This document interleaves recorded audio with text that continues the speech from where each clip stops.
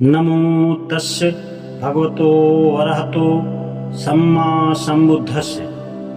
बुद्ध का कर्म सिद्धांत इसी जन्म के कर्म से है। उस समय भगवान बुद्ध राजगृह में पर्वत पर ठहरे हुए थे, जिसे गृधकूट कहा जाता था। तब भगवान बुद्ध के पास एक यक्ष आया और उसने उन्हें इस प्रकार संबोधित किया, आपका कहना है कि रूप जीवित आत्मा नहीं है, तो आत्मा सशरीर कैसे होती है? जीव को हड्डियों और आंतों का यह ढेर कैसे प्राप्त होता है? माता के गर्भ में जीव किस प्रकार लटकता रहता है? तथागत ने इसका उत्तर इस प्रकार दिया, सर्वप्रथम कलल होता है, तब अर्बुद होता है, तब पेशी होती है, तब घन होता है, और घन से ही बाल और नाखून आदि उत्पन्न होते हैं। और माँ जो कुछ भी खाना पीना खाती है, उससे बालक माँ के गर्भ में बढ़ता है। हिंदू सिद्धांत इससे सर्वथा भिन्न है। इसका कहना है कि शरीर तो उत्पत्ति मूलक है अथवा माता पिता से प्राप्त होता है, किंतु आत्मा नहीं। यह शरीर में बाहर से प्रवेश करती है। कहाँ से?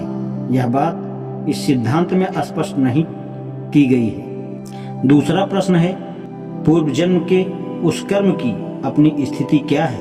क्या यह वंशानुगत क्रम से प्राप्त कोई लक्षण है अथवा स्वयं अर्जित किया हुआ कोई लक्षण है? जब तक इस प्रश्न का उत्तर न मिले, तब तक वंशानुक्रम के वैज्ञानिक सिद्धांत के अनुसार इसका परीक्षण नहीं हो सकता। लेकिन यदि मान भी लिया जाए कि इस प्रश्न का एक या दूसरी तरह उत्तर संभव है, तो भी विज्ञान की सहायता से यह जान पाना कैसे संभव है कि यह बुद्धिसंगत अथवा मूर्खतापूर्ण सिद्धांत है।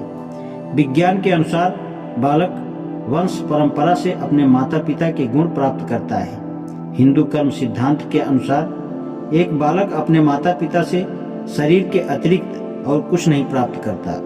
हिंदू कर्म सिद्धांत के अनुसार बालक का पूर्व कर्म उसका उत्तराधिकार है और वह उसे अपने द्वारा अपने लिए ही स्वयं प्राप्त करता है। माता पिता उस बालक को कुछ नहीं देते, बालक ही सब कुछ साथ लेकर आता है। इस तरह का सिद्धांत असंगति से कम कुछ नहीं है। जैसा कि पहले बताया गया है, भगवान बुद्ध इस प्रकार की असंगति में विश्वास नहीं करते थे। इसकी चर्चा चलने पर कि क्या व्यक्ति अपने भले बुरे कर्मों के परिणाम से मुक्त हो जाता है, थेर नागसेन ने राजा मिलिंद को इस प्रकार उत्तर दिया था, हाँ, यदि पुनरुत्पत्ति न हो और यदि हो तो नहीं मुक्त होता। राजा मिलिंद ने कहा, मुझे एक उदाहरण दे। राजन, मान लो कि एक आदमी किसी के आम चुराए, तो क्या वह चोर दंड का अधिकारी होगा? हाँ, होगा। लेकिन जो आम के बीज उसने जमीन में बोए थे, वे तो उसने चुराए नहीं, तब उसे दंड क्यों मिलना चाहिए?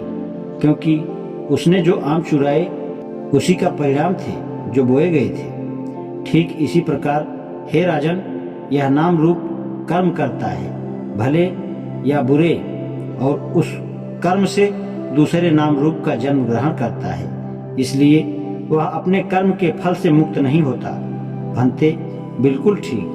तब फिर राजा मिलिंद ने पूछा, भंते, जब एक नाम रूप से कर्म किए जाते हैं तो उन कर्मों का क्या होता है? राजन, वे कर्म कभी साथ न छोड़ने वाली छाया की तरह पीछा करते रहते हैं। क्या कोई उन कर्मों के बारे में बता सकता है कि ये कर्म यहाँ हैं अथवा वहाँ हैं?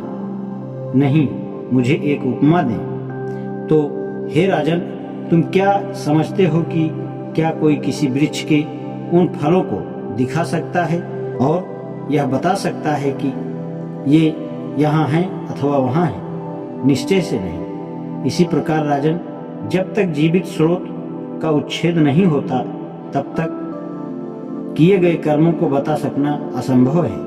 भंते, बिल्कुल ठीक है।